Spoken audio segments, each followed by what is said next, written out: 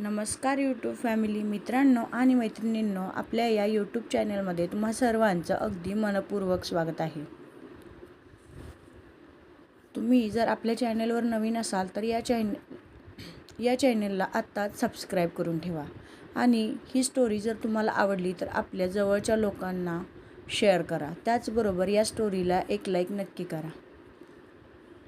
ती भारताची तो कोरियाचा. भाषेच्या आणि अंतराच्या भिंती ओलांडत फुललेली ही प्रेम कहाणी आहे. विश्वास, प्रेम आणि निस्सीम प्रेमाची.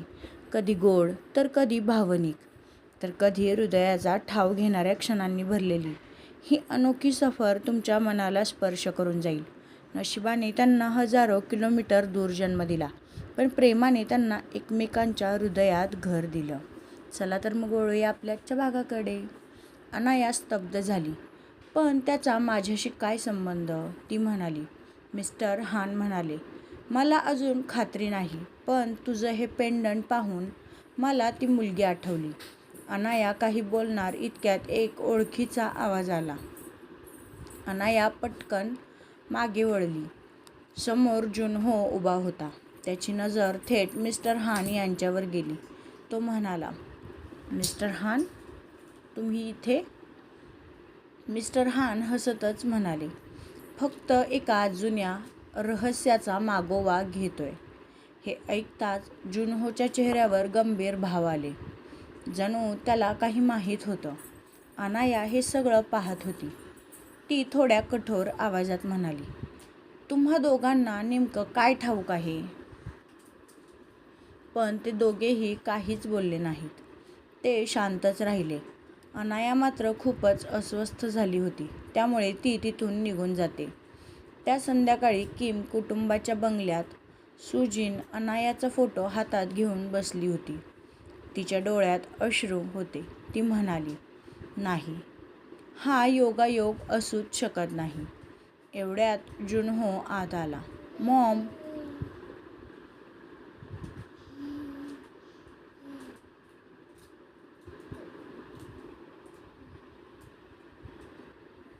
सुजीन यांनी पटकन हातातील फोटो लपवला, पण जुनहोने त्यांची ही कृती पाहिली होती. तो त्यांना हातात लपवलेली गोष्ट दाखवण्याचा हट्ट करू लागला, पण सुजीन काही नाही असं म्हणून टाळू लागल्या. तिथं पुणे झाले. जुनहोने त्यांच्या हातातून तो फोटो घेतला आणि पाहिला. तो अनायाचा होता. तो म्हणाला, मॉम, तुम्ही अनायाचा फोटो का पाहत होता? सुजीन काही क्षण शांत राहिली. मग ती म्हणाली, कारण ही मुलगी मला कोणाची तरी आठवण करून देते. जुनहो म्हणाला, कोणाची? सुजीन यांच्या डोळ्यात वेदना दाटून आल्या. त्या म्हणाल्या,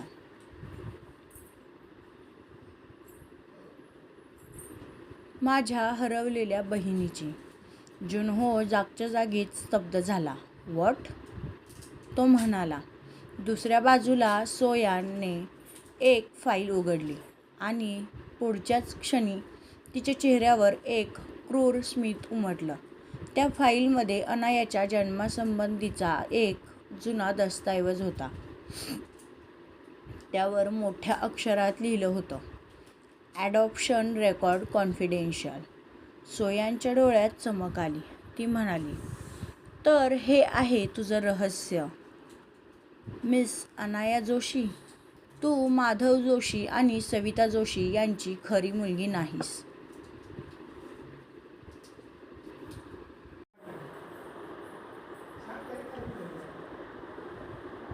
दुसरीकडे अनाया आपल्या अपार्टमेंटमध्ये पोहोचली होती. ती ते पेंडंट हातात घेऊन काहीतरी विचार करत होती. तेवढ्यात तिचा फोन वाजला. तिच्या फोनवर एका अनोळखी नंबरवरून मेसेज आला होता.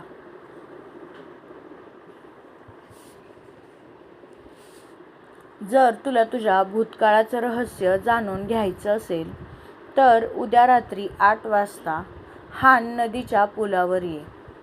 अनायाच्या चेहऱ्यावर संभ्रम स्पष्टच दिसत होता. हे सगळं कोण करत होतं हे तिला माहीत नव्हतं.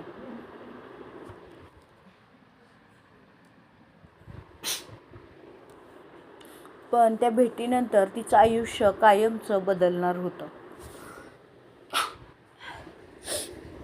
दुसऱ्या दिवशी अनायाचं लक्ष काहीही केल्या कामात लागत नव्हतं. तिच्या डोक्यात सतत तोच मेसेज फिरत होता.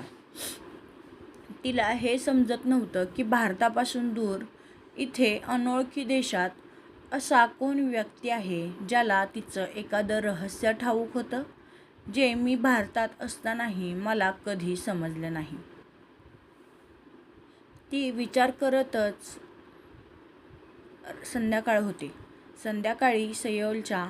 संध्याकाळी सियोलच्या प्रसिद्ध हान नदीच्या पुलावर थंड वारा सुटला होता. रात्रीचे 8 वाजले होते. अनाया तिथे पोहोचली होती. आजूबाजूला फारशी गर्दी नव्हती. अचानक तिला थोडं विचित्र वाटू लागतं. ती सावधपणे म्हणाली, "कोण आहे तिथे? समोर या." तेवढ्यात पुलाच्या दुसऱ्या बाजूने एक व्यक्ती तिच्या दिशेने येऊ लागली.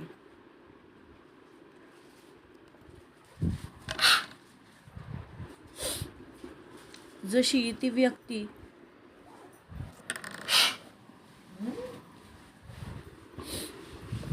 तिच्या समोर आली तसंच अनायाच्या चेहऱ्यावर आश्चर्य उमटलं. "मिस्टर हान?" ती म्हणाली. मिस्टर हान तिच्या समोर येऊन थांबले. ते म्हणाले, "मला माफ कर, पण मला हे बोलण्यासाठी दुसरी कोणतीही जागा योग्य वाटली नाही, म्हणून मी तुला इथे बोलावलं."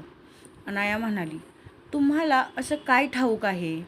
मिस्टर हान काही क्षण तिच्याकडे पाहत राहिले आणि म्हणाले, "तू अनाया नाहीस. मला वाटतं तुझ्या जन्माबद्दल तुला जे काही ठाऊक आहे ते पूर्ण सत्य नाही." हे ऐकताच अनायाचं हृदय जोरजोरात धडधडू लागलं. "म्हणजे?" ती म्हणाली. तेवढ्यात अचानक मागून एक काळी SUV वेगाने पुलावर आली. सगळं काही इतक्या वेगाने घडलं की कुणालाच काही समजलं नाही. गाडीतून 2 मुखवटाधारी माणसे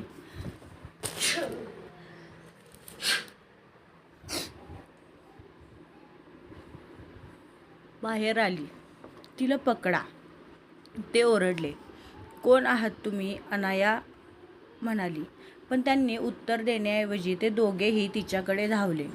अनाया मागे सरकली आणि तिने जवळच्या लोखंडी रेलिंगचा आधार घेतला. पहिला माणूस तिचा हात पकडणार इतक्यात धाड असा आवाज आला. कोणीतरी त्याला जोरदार ठोसा मारला होता. तो थेट जमिनीवर पडला. अनाया थक्क होऊन मागे वळली. समोर किम जून हो उभा होता. त्याच्या चेहऱ्यावरचा राग तिने आजपर्यंत कधीही पाहिला नव्हता. "तिला हात लावायची चूक करू नका," तो त्याच्या थंड आवाजात म्हणाला.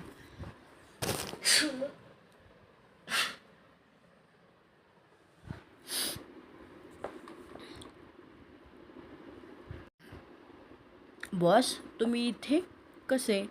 अनाया चकित होऊन म्हणाली. जुनहो म्हणाला, "ते नंतर सांगतो."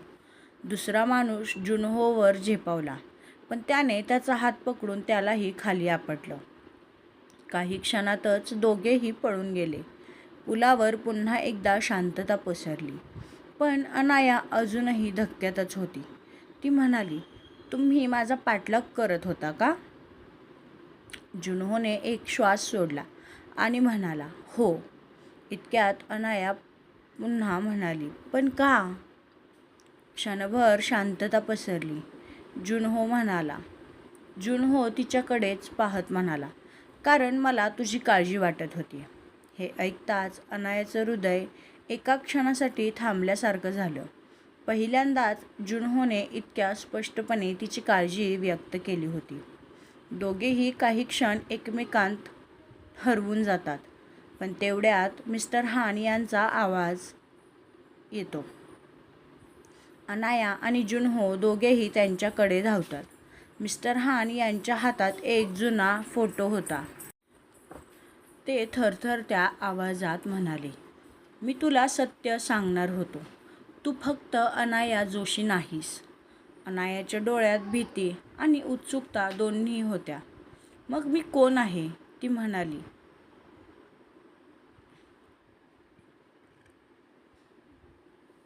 मिस्टर हान यांनी एक फोटो तिच्या हातात दिला. त्या फोटोत एक लहान मुलगी आणि तिच्या बाजूला एक स्त्री उभी होती. तो फोटो पाहताच जुनहोच्या चेहऱ्याचा रंगच उडाला.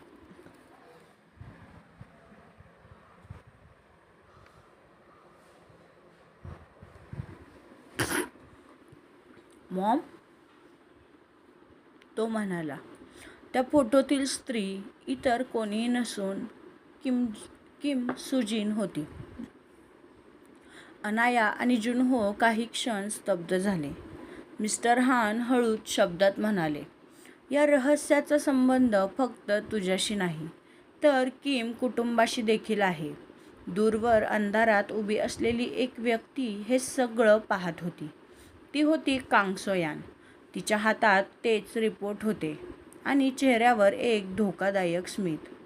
आता खेळ खऱ्या अर्थाने सुरू होणार, ती म्हणाली.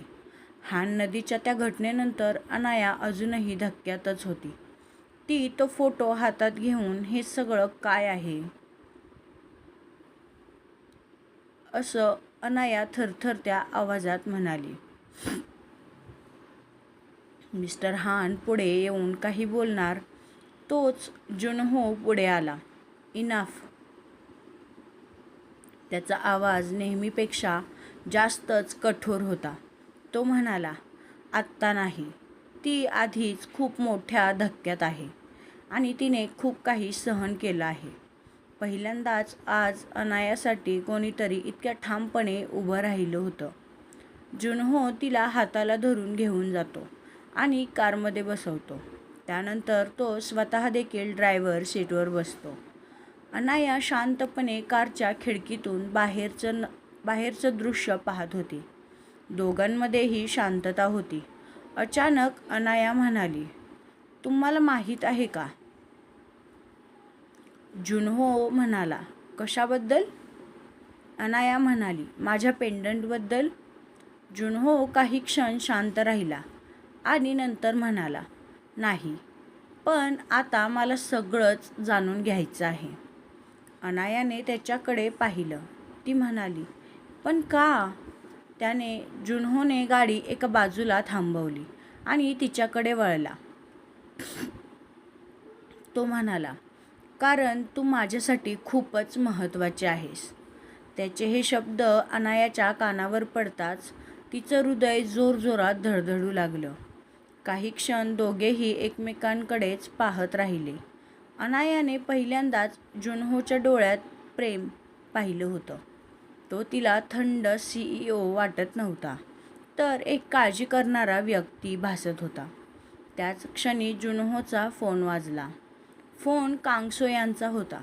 त्याने फोन कट केला, पण दुसऱ्या बाजूला मात्र कांग सोयांचा राग आता खूपच वाढला होता. तिचा राग नियंत्रणाबाहेर गेला होता. ती म्हणाली, तू माझे कॉल्स कट करतोय.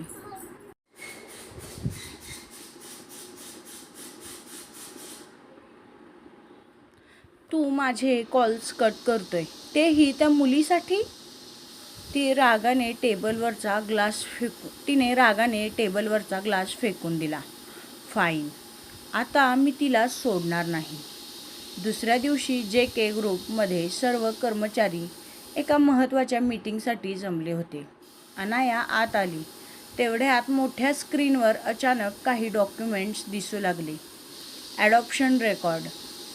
ते पाहून अनायाचा श्वासच अडकला. संपूर्ण हॉलमध्ये कुजबूज सुरू झाली. सगळीकडे चर्चा होऊ लागली.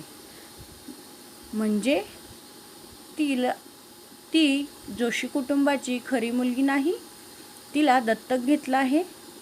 हे खरं आहे का? अनायाचे डोळे पाणावले होते. तिला काहीच समजत नव्हतं. तेवढ्यात एक मोठा आवाज हॉलवर घुमला.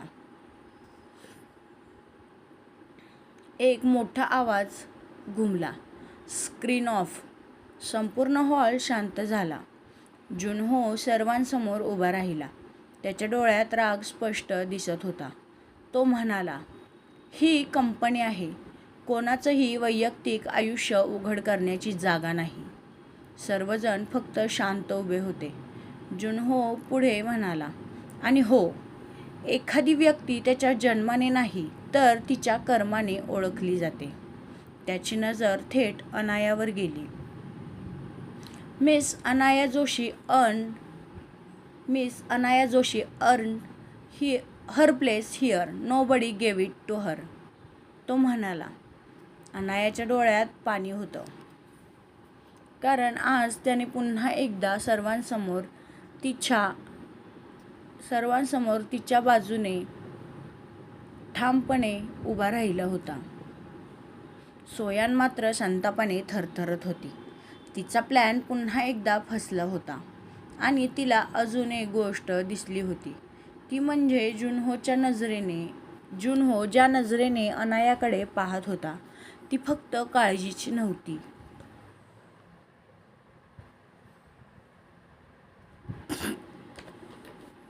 तर प्रेमाची सुरुवात होती. या सर्व प्रकरणानंतर अनाया पूर्णपणे शांत झाली होती. ऑफिसमध्ये सर्वांच्या नजरा तिच्यावरच होत्या. कोणी सहानुभूती दाखवत होतं तर कोण कुजबुजत होतं. पण सर्वात जास्त त्रास तिला या गोष्टीचा होत होता की माधव बाबा आणि सविताई हे तिचे खरे आईवडील नव्हते. त्या रात्री तिने भारतात तिच्या घरी व्हिडिओ कॉल केला. स्क्रीनवर सविताजी होत्या. त्या म्हणाल्या, "काय गं, काय झालं आहे? आज एवढी शांत का आहेस? तुझी तब्येत ठीक आहे ना?"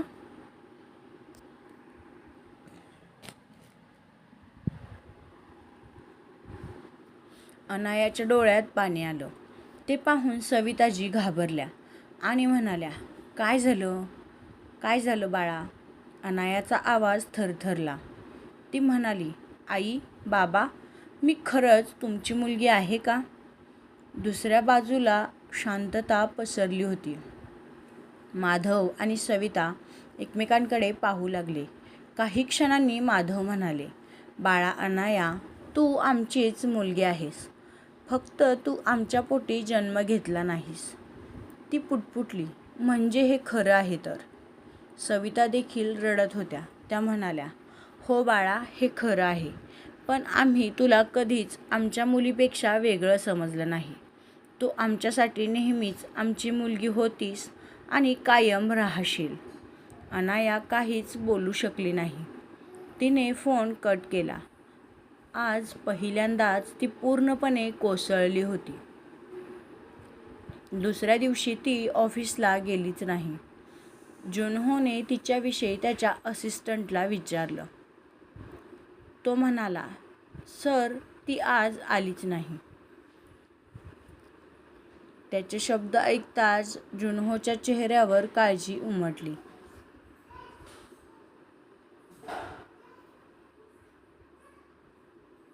संध्याकाळी तो थेट तिच्या अपार्टमेंटवर पोहोचला. दरवाजा उघडताच त्याने अनायाला घट्ट मिठी मारली. त्यानंतर काही वेळाने त्याने तिला स्वतःपासून दूर केलं आणि तिच्याकडे पाहिलं. अनायाचे डोळे सुजलेले, केस विस्कटलेले आणि चेहऱ्यावर दुःख दिसत होतं. त्याला ती खूपच असहाय दिसत होती. ती म्हणाली, "बॉस." तो म्हणाला, "चल."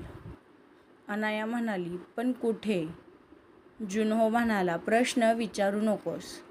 अर्ध्या तासानंतर अनाया आणि जुनहो सिओलच्या एका टेकडीवर उभे होते. खाली संपूर्ण शहर दिव्यांनी उजळलेलं होतं. थंड वारा वाहत होता. काही क्षण दोघेही शांत होते. मग जुनहो म्हणाला, "जेव्हा मी लहान होतो ना, तेव्हा मलाही खूप एकटं वाटायचं." अनाया त्याच्याकडे पाहू लागली.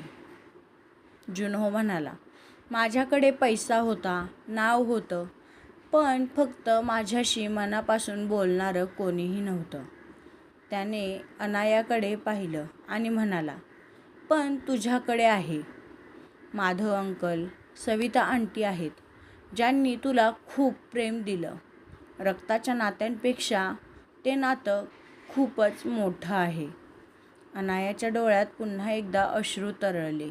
पण यावेळी ते दुःखाचे नव्हते, तर कोणीतरी तिला समजून घेत होतं म्हणून ते येत होते. काही क्षणांनी जोरदार वारा सुटला आणि अनायाचा पाय घसरला. पण पुढच्याच क्षणी जुनहोने तिचा हात पकडला आणि तिला स्वतःकडे खेचलं. दोघे एकमेकांच्या अगदी जवळ आले होते. त्यांच्या नजरा भिडल्या. अनायाचं हृदय जोरजोरात आणि वेड्यासारखं धडधडत होतं. जुनहो मात्र तिच्या डोळ्यात स्वतःला हरवून बसला होता. क्षणभर जणू क्षणभर सगळं जग थांबल्यासारखं वाटत होतं. तेवढ्यात जुनहोचा फोन वाजला आणि दोघेही भानावर आले. जुनहोने फोन उचलला. तो मिस्टर हान यांचा होता. जुनहो बोलू लागला. मिस्टर हान? फोनच्या दुसऱ्या बाजूने घाईघाईतच आवाज आला. जुनहो, मला अनायाच्या भूतकाळाबद्दल नवीन माहिती मिळाली आहे आणि ती खूपच धक्कादायक आहे. अनायाच्या जैविक म्हणजेच बायोलॉजिकल आईवडिलांचा मृत्यू हा अपघातात झाला नव्हता. जुनहोचा चेहरा अगदी गंभीर झाला. व्हॉट? तो म्हणाला. मिस्टर हान पुढे म्हणाले, तो अपघात नव्हता, तर खून होता. मिस्टर हान यांचे शब्द ऐकून अनाया आणि जुनहो दोघेही जागच्या जागीच स्तब्ध झाले होते. अनायाच्या हातून तर जवळपास फोन निसटला होता. हे कसं शक्य आहे? नाही, हे शक्य नाही. तिच्या डोळ्यात अश्रू दाटले. माझ्या आईवडिलांचा खून? इतक्यात मिस्टर हान यांचा गंभीर आवाज आला. माझ्याकडे काही जुने दस्तऐवज आणि पोलिसांचे रिपोर्ट आहेत. मला वाटतं की कोणीतरी मुद्दामून हे प्रकरण दाबून टाकण्याचा प्रयत्न केला आहे. एवढं बोलून त्यांनी फोन कट केला. अनाया शांतपणे उभी होती, पण तिच्या डोळ्यात वेदना, राग आणि गोंधळ स्पष्टच जाणवत होता. तेवढ्यात जुनहो तिच्या समोर उभा राहिला. तो म्हणाला,